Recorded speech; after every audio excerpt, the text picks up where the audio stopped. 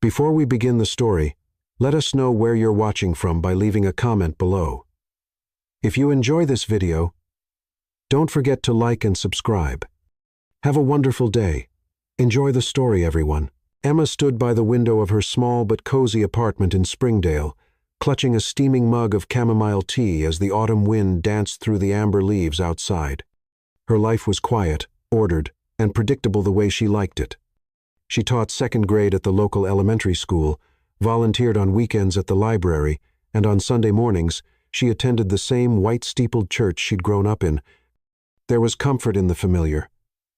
But that morning, her phone had buzzed with a message that shattered her calm routine. "I need to see you tonight. Dinner at my place? It's important. Liam." Liam Harper. Just reading his name made her heart tighten, a strange mix of nostalgia and uncertainty. He wasn't just any man. He was her best friend since childhood, and now one of the wealthiest tech moguls in America. They had grown up together on the same block, raced bikes down the hills of Springdale, and shared peanut butter sandwiches on the old swing set behind the school. Liam had always been bold and brilliant, even as a boy, but when his parents died in a plane crash when they were 17, something in him changed. Emma had been his anchor during that storm, his only stability, and even when he left for college in California, even when success took him to New York City and beyond, their connection never faded. Still, he rarely called out of the blue like this.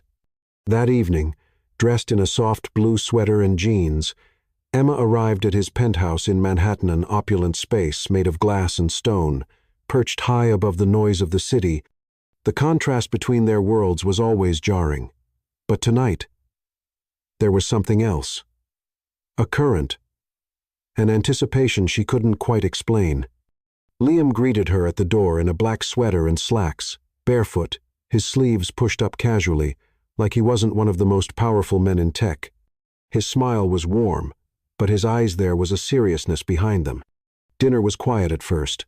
Gourmet pasta, candlelight, soft jazz humming in the background. They spoke about the usual things: her students, his latest software venture, mutual friends from back home. But the moment dessert was served, Liam leaned forward, resting his forearms on the table, his voice dropping to a low, earnest tone.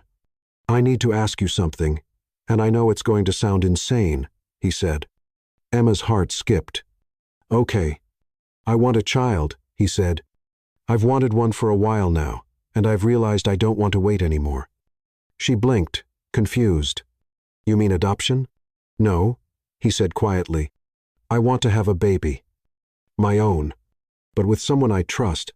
Someone kind, honest, someone I can count on." Her breath caught in her throat as the implications unfolded in her mind. "Liam, I'm not asking you to marry me," he said quickly. "This isn't about romance or pressure. You know me better than anyone. I've tried dating. It always ends the same. They want the spotlight, the money, not me." He stood and began pacing, hands running through his hair. "You're the only person who's never wanted anything from me. You've always just seen me." Emma couldn't speak. Her fingers trembled around her fork. "I know this is huge," he continued, his voice softer now.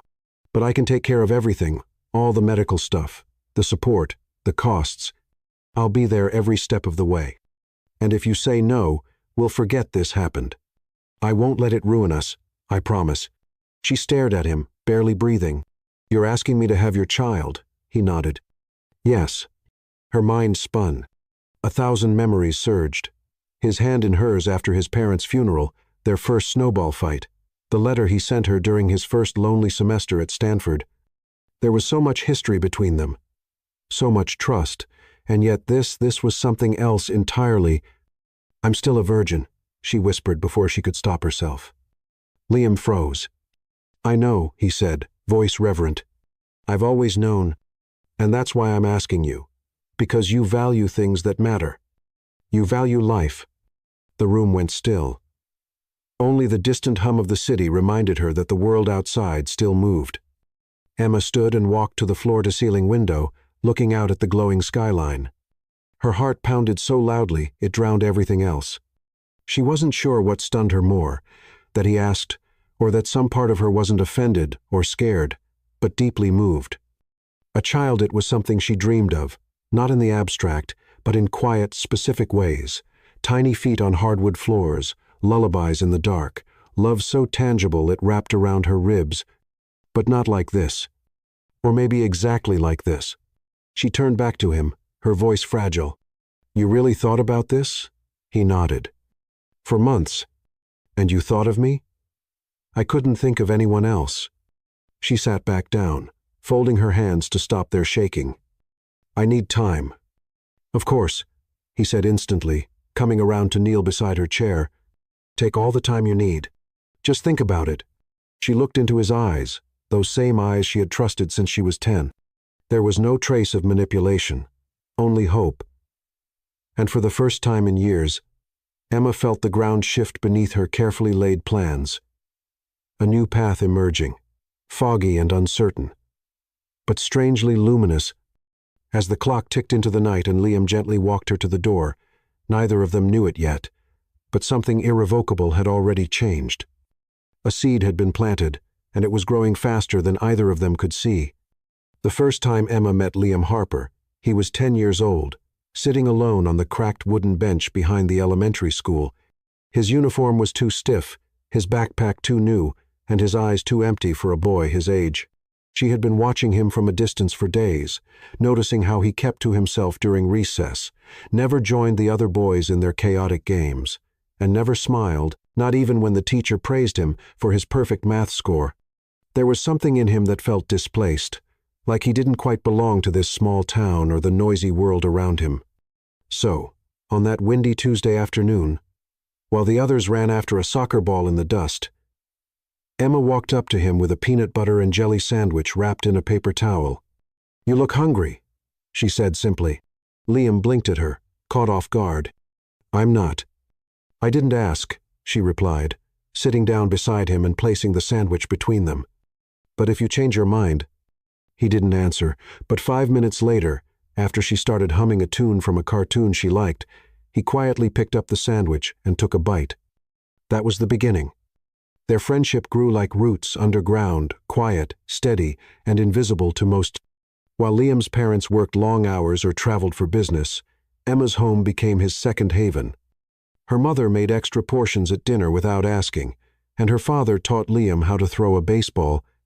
They'd spend summers catching fireflies, building forts, and whispering secrets under the stars. But when Liam turned 12, everything shifted. His father's company was acquired, and suddenly, the Harpers became one of the wealthiest families in the state. He was pulled out of public school and sent to an elite private academy hours away, the kind where students wore blazers and learned Latin. Everyone assumed that would be the end of their bond. It wasn't. He still called her every Sunday night. He still wrote letters when he felt lost. He still showed up unannounced during long weekends, sitting in her kitchen with the same hunger in his eyes, only now for something deeper than food. When he turned 17, tragedy struck. A private jet, engine failure, both parents gone. Emma found out during a school assembly when someone passed her a note with just 3 words, "Turn on television." She did, and then she ran all the way across town to the hospital where Liam sat in silence, his face pale, clothes wrinkled, staring at the floor like a boy who had just been erased. She didn't say anything, just wrapped her arms around him. They didn't speak for hours. From that day on, they were no longer just childhood friends. They became each other's lifeline through his loneliness at Stanford, through her struggles with scholarship applications, through every holiday he spent at her house instead of in his own. They held each other up. Emma was the calm in his chaos, and Liam was the fire that kept her from becoming too careful, too afraid. When she chose to stay in Springdale and teach, he supported her. When he built his first tech company, she was the first person he called to celebrate, even before the investors. Their lives moved in opposite directions, in fast lanes and city lights, hers in chalkboards and quiet nights, but their connection remained a constant hum beneath it all. Even their friends questioned it. "You sure nothing's going on between you two?" they'd ask. She would smile and say, "He's just Liam." But what she never said aloud, what she barely admitted to herself, was that sometimes she did wonder, not because he ever crossed a line, not because he ever treated her as anything but sacred, but because there were moments, unspoken moments, The way he looked at her when she laughed. The way he remembered the smallest details, like her favorite book or how she hated coffee unless it had cinnamon. The way his voice softened when he said her name. Still, life had kept them where they were. Two best friends walking parallel paths, no confessions, no expectations. Until now. Until that night in the penthouse when Liam looked her in the eye and asked for something she never thought he'd ask. A child with her. It was impossible to pretend everything was the same after that. The air between them felt different now, charged, fragile, and impossibly tender. She thought back to the 10-year-old boy on the bench, to the teenager broken by grief, to the man who now stood as one of the most powerful names in the country, and who still only turned to one person when he needed something real. Her. What did that mean? What did it say about them? The next morning, Emma stood in her classroom, watching her students color in silence, their little hands steady and innocent. She blinked back unexpected tears. Was it possible that a friendship so deep, so true, had always been meant to become something more? Or was she just seeing what she wanted to see now that everything had changed? Outside, the wind brushed against the windows, whispering possibilities. Emma hadn't been sleeping well. The nights in Springdale had turned colder, and yet it wasn't the chill that kept her awake. It was the echo of Liam's voice, that request, that impossible, irreversible offer. I want a child with you. The words played on a loop, even in the silence. She sat on the porch swing of her childhood home, wrapped in a thick gray blanket, watching the early morning mist rise over the front lawn. Her mother used to sit right here, knitting in the evenings, sipping sweet tea. Now the house was hers, left to her after her parents retired to Florida, but the stillness of the place felt heavier these days. Liam had always been part of her internal rhythm, a thread quietly woven through each stage of her life. But now, that thread was tugging at something deeper. Something she hadn't dared to acknowledge until now. She wanted a child too. That truth hit her harder than she expected. It wasn't just a reaction to his proposal, it had lived inside her for years. She'd felt it every time she saw one of her students hug their mother at pickup time, every time she held a child's hand through tears or saw a drawing with stick figures labeled Mommy and Me. She longed to be a mother, fiercely. But not like this, right? Except when she tried to picture what this was, she couldn't find anything wrong with it. Liam wasn't a stranger. He wasn't asking for something careless or transactional. He was asking her, of all people, because he trusted her heart more than anyone else's. She still remembered the first time he mentioned wanting kids. It had been 4 years ago, during a rare winter visit, when they were walking through the woods behind her house. Snowflakes clung to the ends of his lashes, and he looked up at the sky and said, almost wistfully, "Sometimes I wonder if I'll ever have something real, like a family." At the time, she had laughed gently, brushing snow off his coat. "You could have anything you want, Liam. Not the real stuff," he replied. "That can't be bought." Now, here they were, facing the possibility of creating that real stuff together. She confided in her mentor, Mrs. Evelyn, the woman who had once taught Emma in 3rd grade and later became a guiding presence in her life. They sat together on a wooden bench near the town square, surrounded by rustling trees and chirping birds. Mrs. Evelyn, now retired and silver-haired, listened quietly as Emma poured her heart out. "I'm scared," Emma admitted. "What if this ruins everything between us?" "Mrs." Evelyn reached for her hand, her touch warm and steady. "Love has many forms, darling. Some start with romance. Some start with trust. What you two have, it's rare. If you both walk into this with open hearts, it might not ruin anything. It might reveal something beautiful." Those words stayed with her. A week after Liam's proposal, she found herself standing at the edge of his penthouse terrace again, the city pulsing beneath them like a living organism. The air smelled faintly of rain and cedar, and her palms were clammy with nerves. Liam walked toward her, barefoot, holding 2 mugs of coffee. "I didn't want to rush you," he said gently, offering her the cup. She took it, her eyes meeting his. "I've been thinking," she said, voice barely above a whisper, "about everything. About us." He nodded. Silent. "I want to do it," she said finally, "but we do it together, as friends, as equals. This has to come from a place of honesty, not obligation. A breath escaped his chest relief, gratitude, maybe even awe. Together, he echoed, stepping closer. Always. They decided to move forward with artificial insemination, both agreeing it was the best way to keep the process respectful and intentional. No blurred lines, no pressure. Liam insisted on handling all expenses. Appointments were scheduled, doctors consulted, procedures explained. He was there for every step, riding with her to the clinic, holding her hand through consultations, ordering her favorite Thai food after a long day. His presence was grounding, constant, but never invasive. In return, Emma let him into her world more than ever before. She showed him the scrapbook she kept, photos of her students, handwritten notes from grateful parents, her own childhood diary filled with dreams and doodles. "I always thought I'd fall in love first," she told him one night as they sat on his couch, the city skyline blinking behind them. Liam looked at her, his expression unreadable. "Maybe you still will." She smiled, brushing off the weight of his words. And yet, in the quiet moments, something deeper stirred, an intimacy that had nothing to do with physical touch and everything to do with presence, with trust, with soul-level knowing. At the clinic, the nurse greeted them as Mr. and Mrs. Harper by mistake. Emma flushed with embarrassment. But Liam only smiled and said softly, "That's got a nice ring to it." It wasn't flirtation. It wasn't a joke. It was the truth behind his eyes that lingered with her. In the waiting room, he rubbed gentle circles on the back of her hand. When she emerged from the procedure, still drowsy from the medication, he wrapped her in his jacket and carried her to the car like she weighed nothing. That night, as she lay curled on the guest bed in his apartment, she felt an ache she couldn't numb. No fear, not doubt, but something new, something beginning.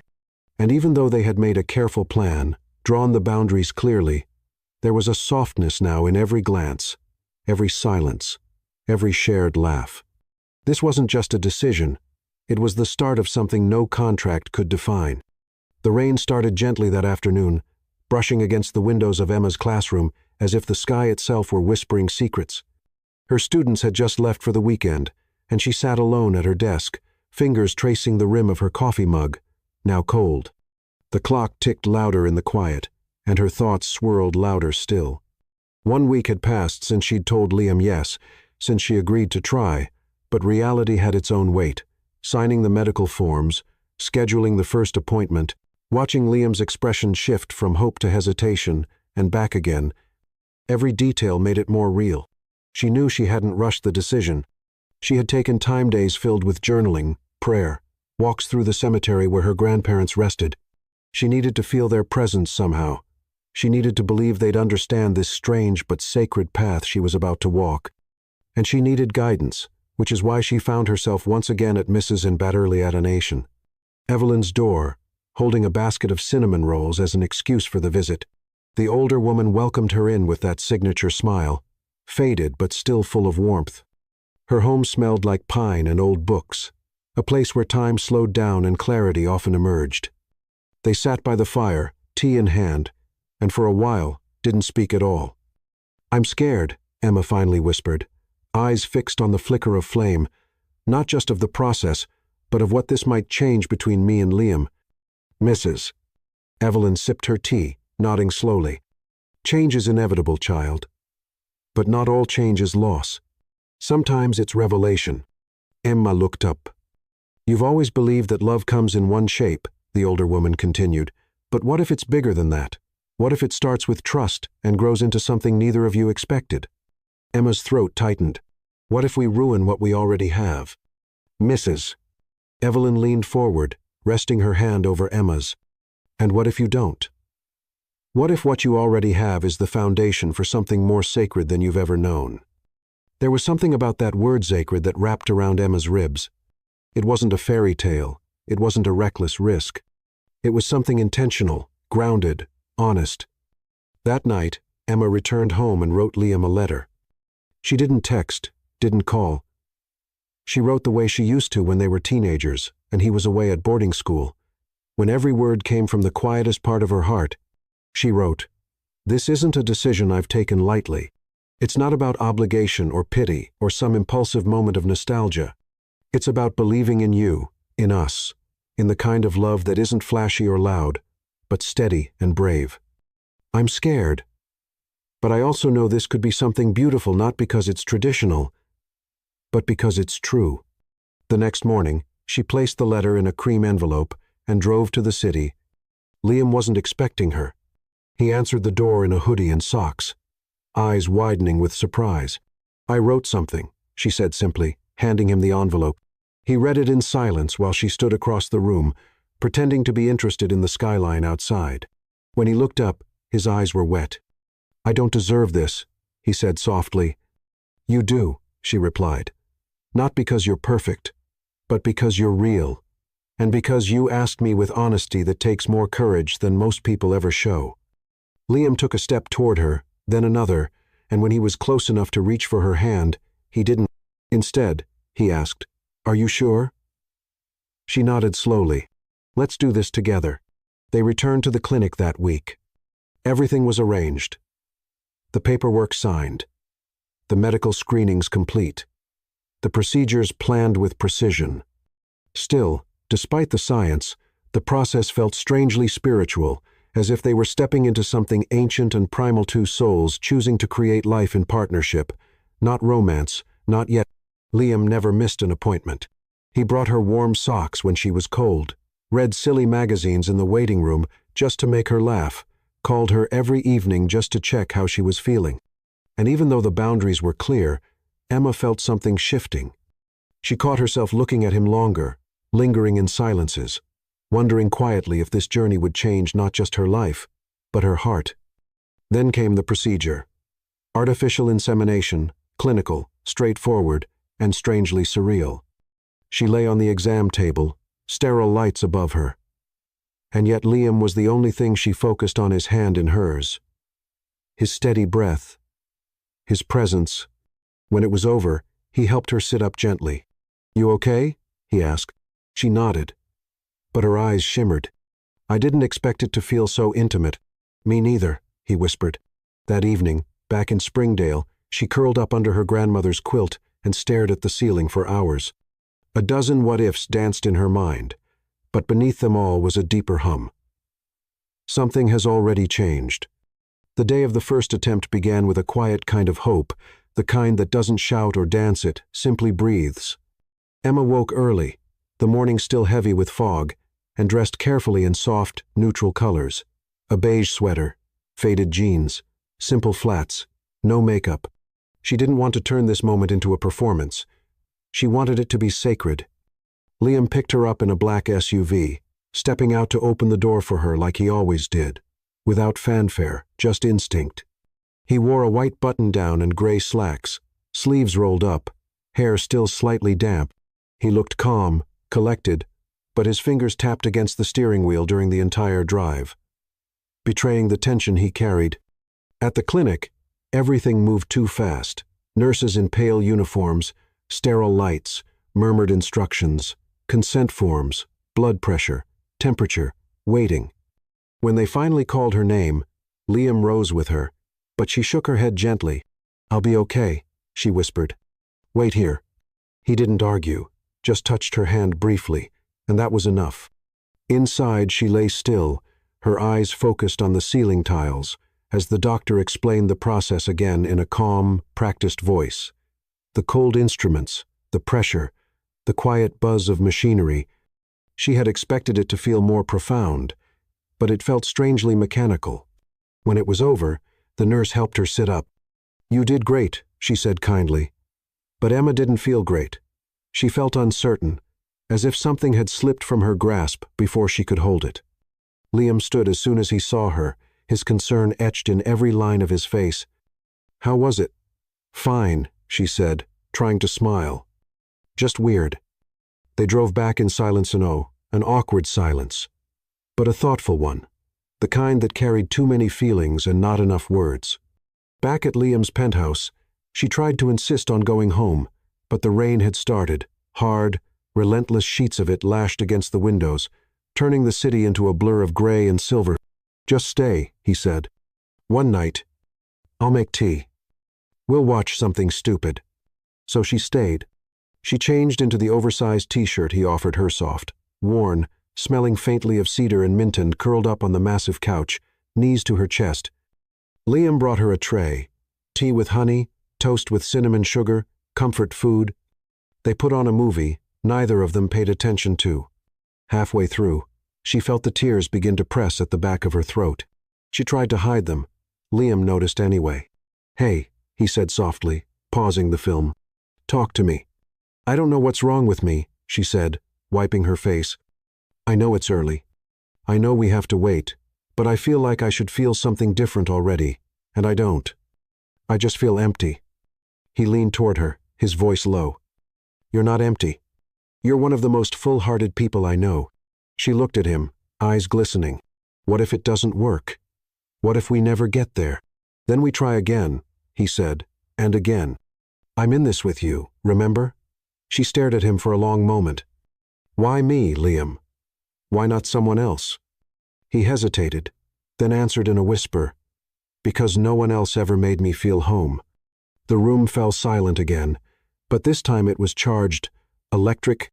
Liam got up and walked to the window, watching the rain pound the glass. "You want to know something?" he said without turning around. "When I was 12, I used to dream about running away, just packing a bag and disappearing. But every time I pictured it, I always imagined one person noticing I was gone. You." She sat up straighter, her heart thudding. "Now I think I've always known," he continued, "that if there was one person in the world I could build something real with, it would be you." Emma rose from the couch and stepped toward him slowly, carefully, her bare feet silent on the hardwood floor. When she reached him, she didn't say a word. She just stood beside him, shoulder to shoulder, watching the storm. He didn't touch her, didn't reach for her hand, but his presence next to hers felt like gravity, like something pulling her inward. Later that night, as the storm softened and the lights of the city flickered like candles, Liam brought out an old photo album, one she had forgotten existed, pictures from childhood, the two of them on bicycles, Halloween costumes, a blurry shot of them laughing in a field, tangled in leaves. "I kept this," he said, "because some days I need to remember where I come from and who I'm doing all this for." She flipped a page, and there it was. A note she'd written him at 13, folded and taped into the book. "You'll always have someone in your corner."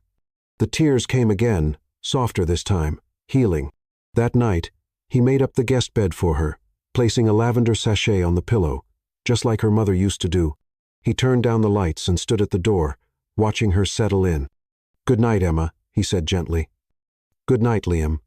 But long after the lights were out, neither of them slept, because something had shifted, not dramatically, not loudly, but in the quiet spaces between grief and comfort, between disappointment and faith. Something unspoken had begun to bloom. It was late October when they returned to the clinic. The leaves had turned to fire-burnt orange, crimson, golden. The air in Manhattan had taken on that crispness that made people breathe a little deeper, walk a little slower. This time, everything felt different. They didn't talk much on the way to the appointment, but the silence wasn't heavy. It was comfortable, familiar, like a song playing softly in the background. Something known, something trusted. Liam's hand rested on the center console between them, and Emma's pinky brushed against his. He didn't pull away. At the clinic, the nurse greeted them warmly. "Good to see you again, Mr. and Mrs. Harper." Neither of them corrected her. The procedure itself was quicker than the first, almost routine, but something lingered in the air between them. Liam held her hand, thumb brushing hers. His eyes didn't leave her face, not even for a second. Afterward, as they stepped outside, a sudden downpour caught them off guard. Rain hammered the sidewalk, drenching them before they could reach the car. They ran, laughing, slipping, breathless. By the time they reached the parking garage, Emma's hair was plastered to her face, and Liam's white shirt clung to his chest. He looked at her then, laughing through his breath. "You look like a soaked angel." She rolled her eyes, trying to wring water from her sleeves. "And you look like a wet CEO having a very strange day." They drove back to his place. Neither of them suggested anything else. It was natural now, this rhythm between them. At the penthouse, Liam handed her a towel and a hoodie. "You can shower in the guest room." She paused. "Actually, would it be okay if I used yours? The water pressure is better." He hesitated only for a moment. Of course. The hot water was a gift. As the steam wrapped around her, she let herself exhale fully for the first time that day. She thought of the nurse's gentle smile, of Liam's hand in hers, of the way his laugh felt like home. When she emerged, wearing his hoodie and nothing else, she found him in the kitchen, pouring 2 glasses of red wine. He turned when he saw her, and he froze. It wasn't just the way she looked, the hoodie falling off one shoulder, her damp hair cascading down her back. It was the way she looked at him, as if the walls had finally fallen, as if she wasn't afraid anymore. He handed her the glass, but his fingers lingered on hers a second too long. She took a sip. "This is nice," she said, her voice softer now. "You're nice," he murmured, eyes not leaving hers. The words landed between them like a spark. A moment passed, then another. And then something shifted. Liam stepped closer, slow, hesitant, watching her reaction like a man on sacred ground. Emma didn't move, didn't blink. She just waited. He raised his hand to her face, brushing a strand of hair from her cheek. His fingers were warm, steady. "Tell me to stop," he whispered. She didn't. Instead, she leaned in ever so slightly, and that was enough. The kiss was slow at first, exploratory, but quickly deepened. Years of silence and suppressed feeling breaking open in a breathless moment of truth. His hands cupped her face, hers gripped the front of his hoodie. She was trembling, but not from fear. He pulled back just enough to rest his forehead against hers. "Are you sure?" She nodded, tears filling her eyes. "I want this." "With you?" Liam lifted her gently, as if she were breakable, and carried her to his bedroom, every step filled with reverencino urgency, no haste, just devotion. That night, they made love for the first time. It wasn't just physical, it was soft, sacred, unhurried, the kind of intimacy that strips away all defenses. Liam was gentle, patient, tuned into every breath she took, every gasp, every pause. And for Emma, whose body had never known this kind of closeness, it was overwhelming in the most beautiful way. She felt safe, seen, cherished. They moved together as if their bodies had always been meant to find one another. Every kiss, every touch felt like a memory they had carried without knowing. And when it was over, when they lay tangled in each other beneath the quiet glow of city lights, Emma pressed her face into his chest and whispered, "Nothing about this feels like a mistake." Liam kissed her forehead. "Because it's not—" They didn't say the word love, not yet, but it lingered there, unspoken, in the way his hand found hers beneath the blanket, in the way her heart beat calmly for the first time in weeks, in the silence that followed, not empty, but full, a silence that said everything. Outside, the storm had passed. But inside, something far more powerful had begun. Emma sat alone in the bathroom of her Springdale home, the silence louder than ever. The test lay face down on the sink, her hands trembling in her lap. The air was thick with anticipation, fear, and something else, something warm and sacred and terrifying all at once. 3 weeks had passed since that night, since the kiss that lingered in her skin, since the night that changed everything. She hadn't told Liam that her period was late. She didn't want to say the words until she was sure, until she could face the possibility herself. Her body had felt different, lately sensitive, almost like it was humming with a frequency she couldn't explain, but her heart wouldn't let her believe. Not yet. Now, she was 1 minute away from knowing. The timer buzzed. She reached for the test, her breath shallow. 2 lines. Positive. Emma let out a choked breath as her other hand flew to her mouth. The tears came instantly, not from panic, but from something much deeper.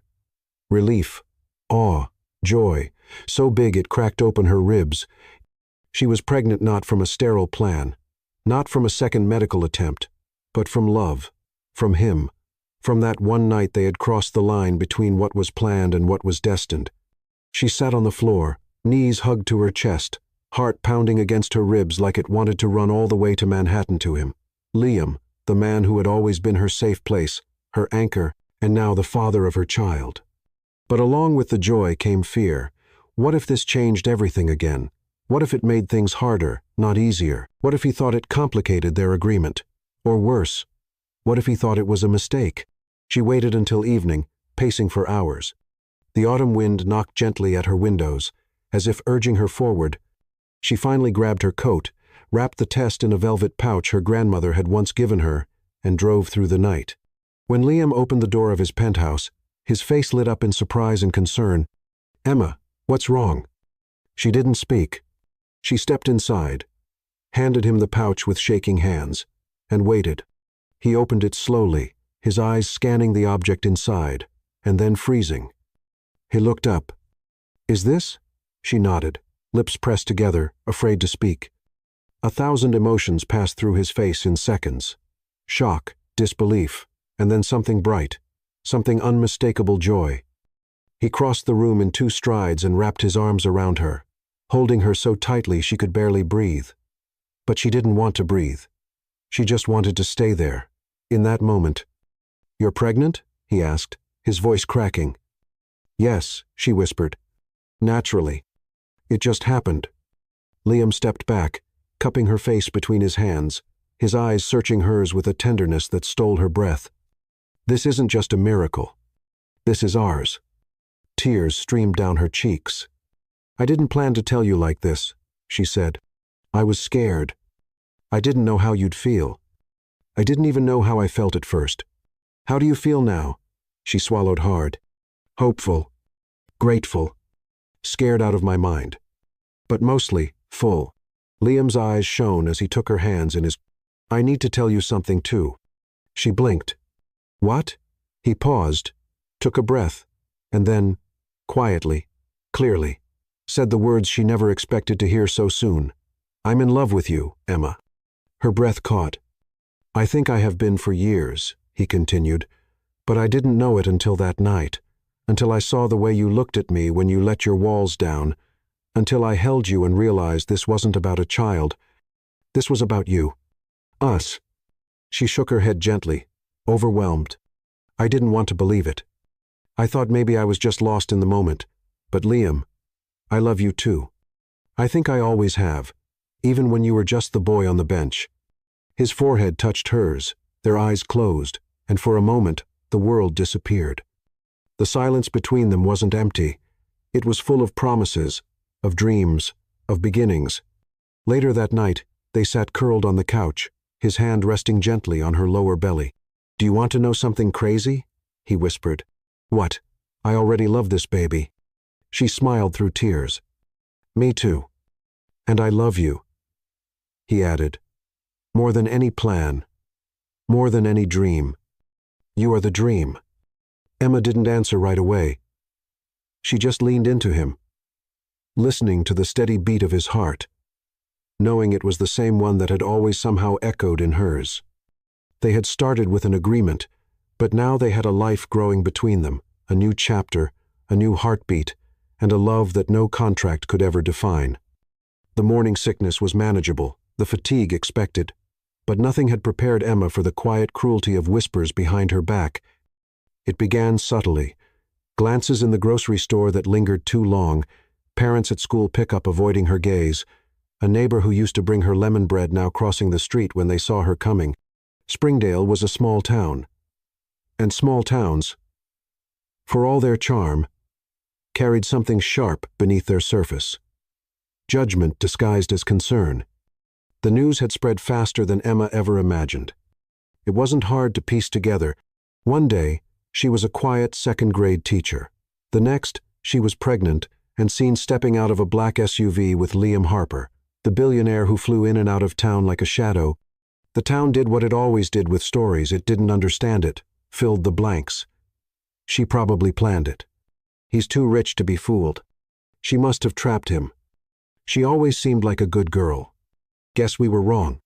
Emma tried to block it out, tried to focus on her students, on the tiny life growing inside her. But words have a way of finding cracks. And when a mother at the school board meeting asked, loud enough for everyone to hear. If it was appropriate for a teacher in her situation to keep working around children, the silence that followed was deafening. That night, she received an email from the school director requesting a private meeting. When she entered the office the next morning, the director's expression was unreadable. "We've received some calls from concerned parents," she said gently. "They're questioning your position." Emma sat stiffly. "Because I'm pregnant?" The director hesitated. "Because of how the situation appears. You've always been respected here, Emma." "But this has stirred a reaction." Emma clenched her hands in her lap. "So what are you suggesting? A temporary leave, just until things calm down?" The words hit harder than she expected, not because she hadn't braced for them, but because in that moment it felt like everything she had worked for, very book, read to sleepy children, every tear dried, every lesson prepared with love was erased by a single assumption. She nodded, too numb to protest. Walking back to her car, the world felt dimmer. The golden leaves overhead seemed to fall more heavily. Her hands trembled as she clutched the steering wheel, not from fear, but from something older, shame. Later that day, she sat on the steps of her porch, knees hugged to her chest, staring at nothing. When Liam's car pulled into the driveway, she didn't move. He approached slowly, kneeling beside her. "What happened?" She handed him the letter from the school. He read it in silence, then looked up, jaw tight, eyes dark. "I'm going to fix this." "No," she said quickly. "Please don't make it worse." "Make it worse?" His voice rose. "They're pushing you out because you're carrying our child."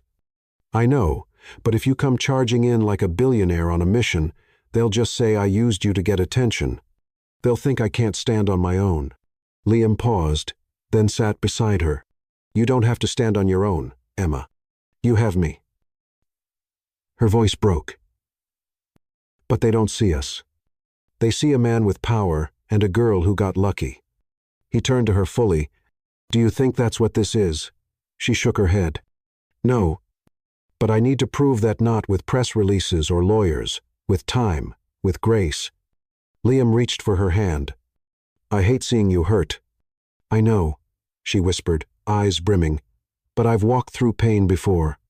What I haven't walked through is being loved out loud." He looked at her for a long moment, then said, "Then let's do that. Let's love out loud, even if they stare, even if they judge. I'll hold your hand in every room. I'll show them what this really is." She nodded, not because the fear was gone, but because the love was louder. The next Sunday, they walked into her church together. The whispers were instant, but Liam held her hand the whole time. When the pastor asked if anyone had a testimony, Liam stood. He didn't make a speech. He simply said, "I've learned that the most important things in life aren't built in boardrooms. They're built in silence, in patience, in people who show up again and again. That's what love looks like.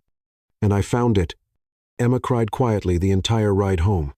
Later that night, curled beside him on the couch, her head on his chest, she whispered, "I don't care what they say anymore. I'm not going to shrink just because they can't understand us." He kissed her temple. "You were never meant to shrink. You were meant to shine."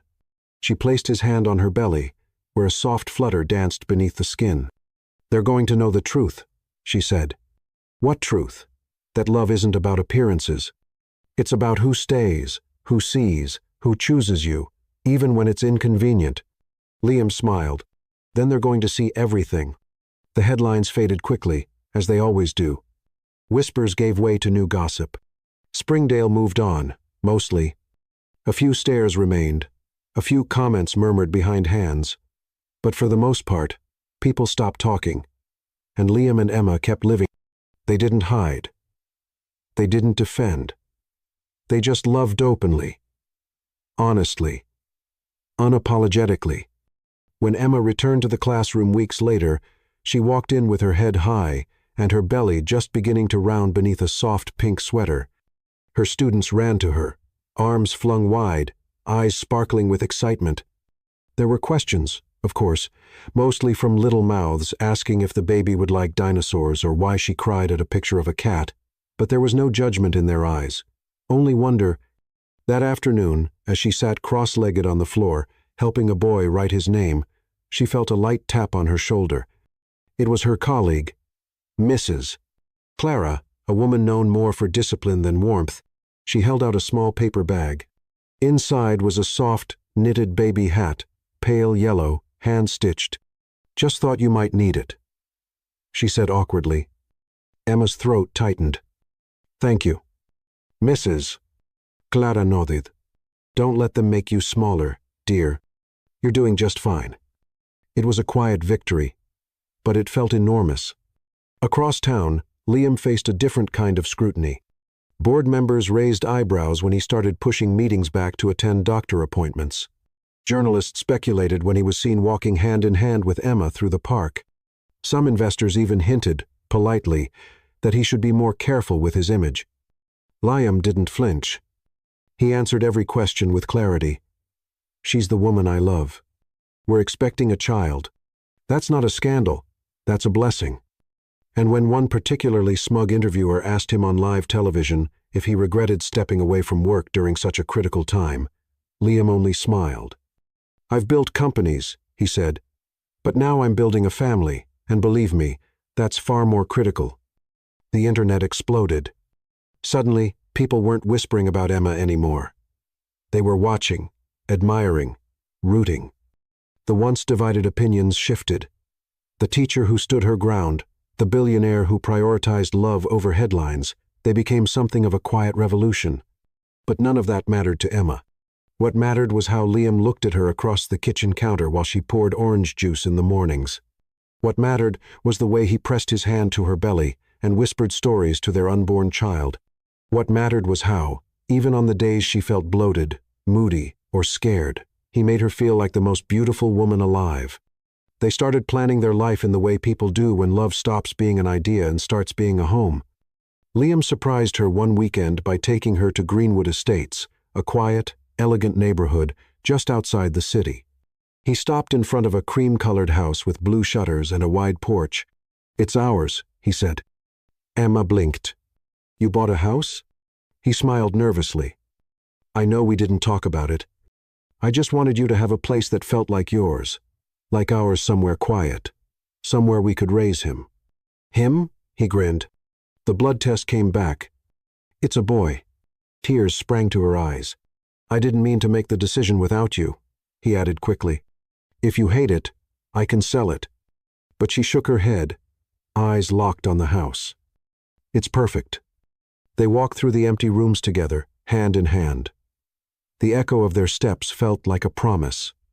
In the future nursery, Emma stood by the window, sunlight casting a golden glow on her face. "We should name him," she said softly. Liam came up behind her, wrapping his arms around her waist, resting his chin on her shoulder. "What do you have in mind?" "Ethan," she said after a pause. "Ethan Rivera Harper. Rivera was my mother's maiden name." Liam closed his eyes. "Ethan Rivera Harper. I love it." They stood in silence, soaking in the moment. Later that night, back at the penthouse, Liam took her hand and led her to the rooftop. The city sparkled around them, a constellation of light and life. He dropped to one knee. Emma gasped. "I know we started this as something else," he said. "As a plan. As an agreement. But what we've built this is love. It's real, and I don't want to wait another day to call you mine." He opened the velvet box. "I'm not asking you because of the baby. I'm asking you because of you. Will you marry me?" Emma, tears streaming down her cheeks, whispered, "Yes. 1,000 times yes." He slipped the ring onto her finger, and when he stood and kissed her, there were no reporters, no critics, no whispers, only two hearts choosing each other again and again, and one tiny heartbeat growing stronger with every day. Moving into the new house felt like stepping into a new chapter of their lives, one written with slower mornings, deeper laughter, and the quiet sound of belonging. The cream-colored walls were still bare, the hardwood floors freshly polished, but it already felt like home, not because of the furniture or the layout, but because they were there together. Emma stood barefoot in the kitchen, folding tiny onesies fresh out of the dryer. The sun poured through the tall windows, casting warm stripes across the wooden countertop. The house smelled faintly of cinnamon, baby powder, and new beginnings. Liam appeared behind her, carrying a box labeled Ethan's Books. "I just realized," he said, placing the box down gently. "Our son is going to grow up with bedtime stories every night. And most of them are going to be read by the woman who reads better than anyone I've ever met." She turned to him, smiling. "Only if you promise to do all the silly voices." Liam grinned. "Deal."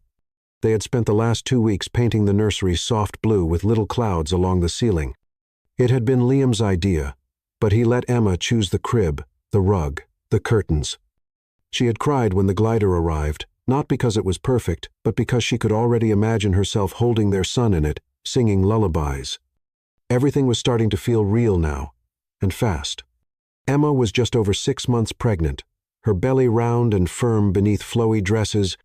She had started feeling Ethan's kicks first fluttery, like bubbles rising through water, then stronger, more insistent. Each one brought a new rush of wonder and emotion. Liam would drop everything every time, just to kneel and place his ear against her belly. "Say hi to Daddy," he'd whisper.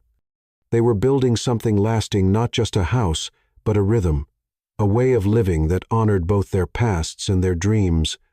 Emma continued teaching part-time, but now from home.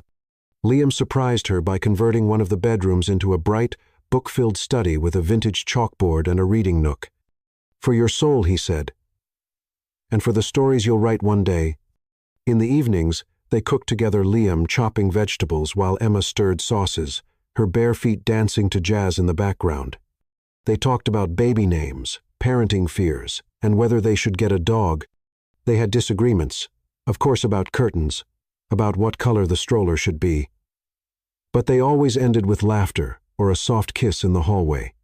One afternoon, while sorting through old boxes in the garage, Emma found a faded shoebox tied with a red ribbon. Inside were photoshundreds of them notes, drawings, a ticket stub from their first movie night at 13, a napkin with Liam plus Emma equals trouble scribbled in blue ink. Her heart swelled. "You kept all this?" she asked, showing it to him later. He nodded quietly. "Even when I was building empires, this was the only thing that felt like proof I was really living." A few days later, they received a call from the doctor with news that confirmed what the blood test had hinted weeks before. Ethan was healthy, strong heartbeat, perfect development, no complications. They cried in each other's arms that night, relieved, overwhelmed, humbled. Then came the night of the garden dinner. Liam had set up a table beneath the fairy lights that lined their backyard fence. The sky was streaked with orange and lavender. Emma wore a long white dress, her curls pinned loosely, her hands instinctively cradling her belly. Liam lit candles and poured sparkling cider into crystal glasses. "To the life we're building," he said, raising his glass. She touched hers to his. "To the boy who's already teaching us what love really means." After dinner, as they danced barefoot under the stars, Emma rested her head on his shoulder and whispered, "I still can't believe this is my life." Liam kissed her hair. "It's our life. And we've only just begun." A week later, they chose to make it official. The wedding was intimate, just 20 guests, held in the tiny white church Emma had attended since childhood. Her former pastor officiated, his voice warm and steady as he spoke of love, rooted in friendship, watered by trust, and blossomed into family.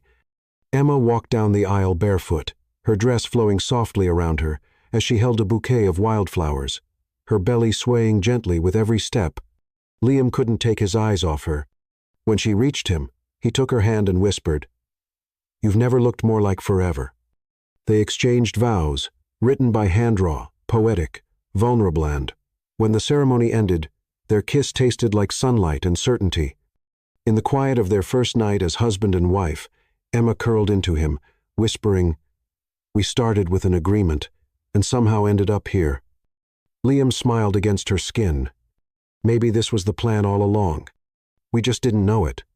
Outside their window, wind moved gently through the trees, and inside, a home stood steady, ready, waiting for the life they were about to bring into it. The days following the wedding passed in a golden blur. Quiet mornings filled with laughter, slow dinners by candlelight, and whispered dreams shared beneath warm blankets. Emma was glowing not just from the pregnancy, but from something deeper. A calmness. A joy that ran steady and low, like a river beneath everything. She was 32 weeks along now, her belly full, her steps slower. Liam insisted on helping with everything. He massaged her swollen ankles at night, read every article he could find about labor and delivery, and kept a go-bag packed in the hallway closet, just in case. One morning, as they sat on the front porch sipping decaf and watching squirrels dart through the garden, Emma rested her hand on her belly and smiled. "He kicked again," she said. Liam dropped his cup and rushed over, pressing both hands gently against her bump. "Ethan, are you trying to break furniture already?" he whispered. They laughed, and Emma leaned her head on his shoulder, eyes fluttering closed. Those were the moments they held on to, the quiet ones. But life had a way of moving faster than expected. 2 weeks later, just after midnight, Emma woke with a sharp pain low in her back. At first, she thought it was one of the usual cramps, but when the second wave hit stronger, deeper, she gasped aloud. Liam was up in seconds. "Emma?" She gripped the edge of the headboard, breathing through it. "I think it's time." The hospital bag was already by the door. Liam called the doctor while helping her into her dress, his voice surprisingly calm, though his eyes said otherwise. "Everything's going to be okay," he repeated, kissing her forehead as they drove. "We're going to meet our son today." The hospital lights were too bright, the air too sterile. Emma hated the beeping machines, the way time stretched and then collapsed all at once. Hours passed. The contractions grew closer, stronger. Her fingers crushed Liam's hand with each wave of pain. At one point, tears slid silently down her cheeks. "I don't know if I can do this." Liam knelt beside her, eyes glassy. "You've done harder things. You've loved me when I was unlovable. You've walked through fire without blinking. You can do this." She believed him.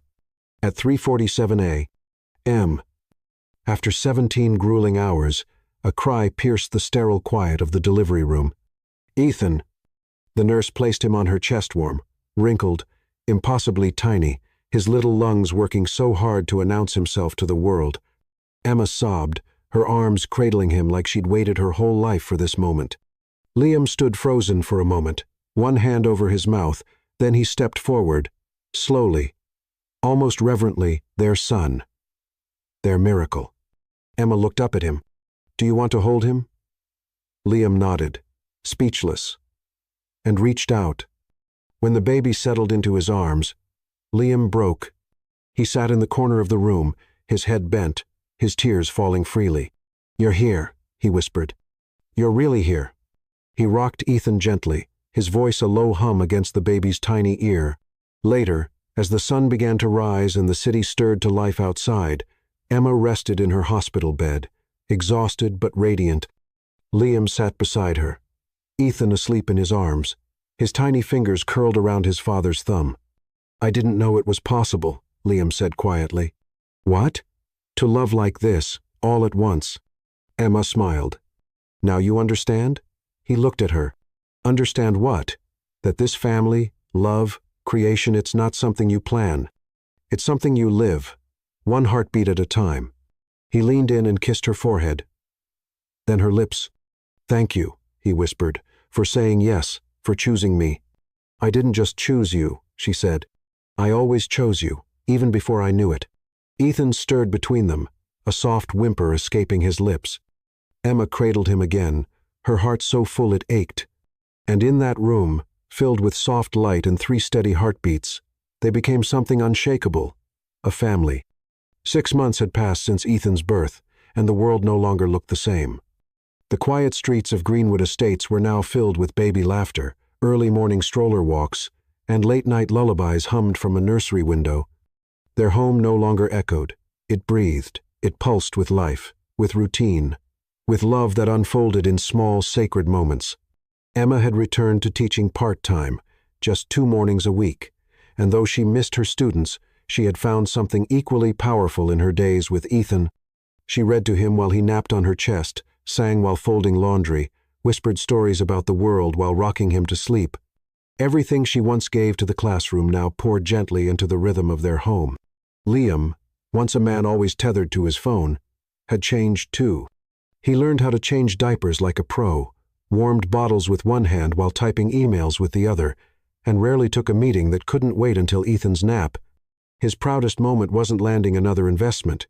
It was being there the first time his son reached for him and said, "Da." Some nights, long after Ethan had fallen asleep, they would sit on the back porch in silence, just holding hands, just breathing.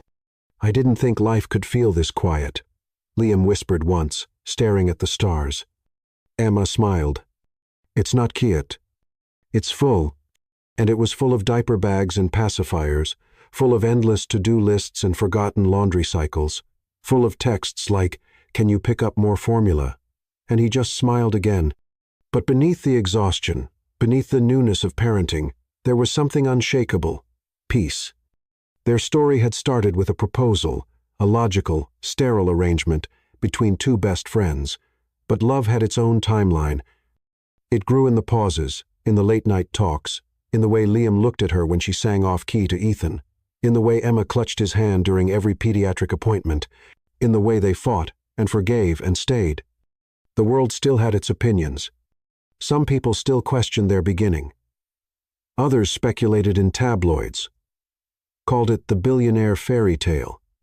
But those voices grew quieter, because their love didn't need defense. It was visible in the way they moved around each other instinctively, attentively in the way their son lit up when both their faces appeared above his crib in the morning. It was visible in the way they chose each other every day. One afternoon, while reorganizing old files in the office, Emma found the letter she had written Liam before they started it all, the one she had given him the day she said yes to the idea of having his child. She sat down and reread her own words, smiling through tears. It no longer felt like the start of something transactional. It felt like the first page of the greatest love story she could have imagined. Later, when she handed it to Liam, he read it slowly, quietly, then folded it with care and tucked it inside a leather-bound journal filled with baby milestones and photos. "Do you ever think," he asked, "what might have happened if you'd said no?" She looked at him, heart swelling. "I think I would have always wondered, always felt like something sacred had slipped through my hands." He pulled her into his arms, resting his chin on her head. "And now? Now I know," she whispered. "Everything that was meant for me was already waiting. I just had to be brave enough to say yes." In the nursery, Ethan stirred, cooing softly in his sleep, and in the quiet that followed, Emma realized something. This love they had built it wasn't made of grand declarations or perfect plans. It had been shaped by patience, forged in friendship, and sealed by the most unexpected miracle of all. Family, not one they were born into, but one they had chosen, one they had created together. In the end, it wasn't the plan that mattered, and not the contract, not the timing, not even the promise of a perfect family. It was the choice, quiet, courageous, and unconditional. Two friends, one child, a love born not from fantasy, but from truth. Because sometimes, the greatest kind of love isn't found in someone new. It's been beside you all along, waiting for you to see it. And would you have the courage to say yes to a love that doesn't fit the rules, but fits your soul?